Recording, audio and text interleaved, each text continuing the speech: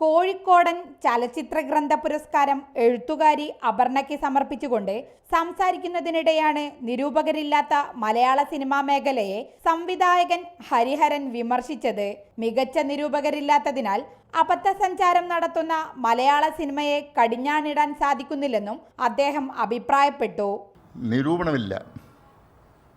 നിരൂപണമില്ല. എന്തെങ്കിലും സിനിമയെപ്പറ്റി ആരെങ്കിലും എഴുതുകയാണെങ്കിൽ തന്നെ അത് മംഗളപത്രമായിരിക്കും.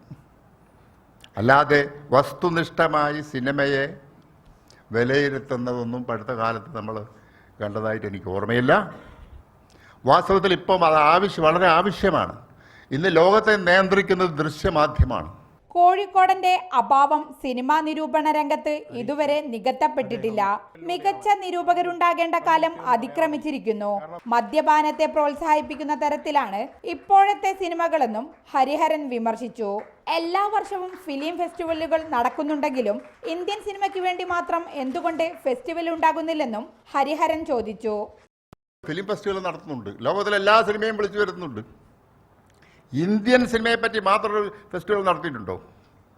ഞാൻ ഈയിടെ ജാഗരൺ ഫിലിം ഫെസ്റ്റിവലിൽ പോയപ്പോൾ ഇന്ത്യൻ സിനിമയെ പറ്റിയുള്ള മറാത്തിയിൽ, ബംഗാളിൽ, കർണാടകയിൽ ഇങ്ങനെയുള്ള പല ഭാഷകളിലും നല്ല യങ് ജനറേഷൻ്റെ നല്ല നല്ല സിനിമകളുണ്ട്. സത്യജിത്രയുടെയും കുറുസോവയുടെയും മഹിമകളിൽ മാത്രം അഭിരമിക്കുമ്പോൾ ഇന്ത്യൻ സിനിമയുടെ വളർച്ച കാണാൻ ആർക്കും സാധിക്കുന്നില്ലെന്നും ഹരിഹരൻ അഭിപ്രായപ്പെട്ടു. റിപ്പോർട്ടർ, കോഴിക്കോട്.